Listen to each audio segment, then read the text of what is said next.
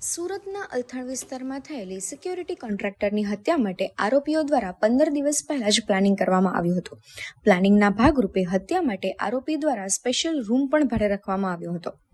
12 મેના રોજ મૃતક ચંદ્રકાંત દુબેની આરોપી ઓટો રિક્ષા ચાલક રાશિ હંસારી તેને પોતાના નિવાસ સ્થાને લઈ ગયો હતો, જ્યાં આરોપીએ પોતાના નિવાસ સ્થાનની સામે જ હત્યા માટે 8 દિવસ પહેલા રૂમ ભાડે લીધો હતો. આરોપી મૃતક ચંદ્રકાંત દુબેને રૂમમાં લઈ ગયા અને 10 મિનિટમાં જ હત્યા કરી હતી.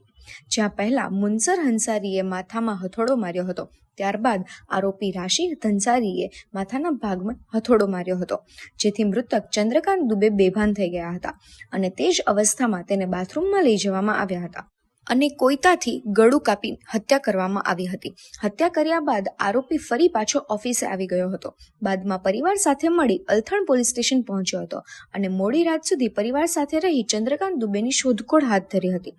ત્યારબાદ ફરી સવારે આરોપી પોતાના નિવાસ સ્થાને આવી મનસુર હંસારી સાથે મળી ચંદ્રકાંત દુબેની બોડીના 2 ટુકડા કર્યા હતા, જેથી પ્લાસ્ટિકની થેલીમાં બાંધી લિંબાયતમાં મીઠી ખાવડીમાં ફેંકી દીધા હતા. બાદમાં પરિવાર સાથે મળી અલથાણ પોલીસ સ્ટેશનમાં ગુમ થયાની ફરિયાદ પણ નોંધાવી હતી. એટલું જ નહીં, મૃતકના બંને મોબાઈલ લઈ આરોપી પોતાના વતન બિહાર જગદીશપુર જતો રહ્યો હતો, જ્યાં એક મોબાઈલ ઓફ કર્યો અને બીજા મોબાઈલથી ₹3 કરોડની ખંડણી માંગી તથા ₹10 લાખ ગૂગલ પે કરો તેવા વોટ્સએપ પર મેસેજીસ કર્યા હતા.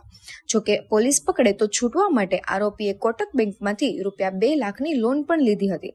ત્યારે હાલ સમગ્ર મામલે મોત પાછળનું કારણ જાણવા માટે પોલીસે બંને આરોપીઓની વધુ પૂછપરછ હાથ ધરી છે.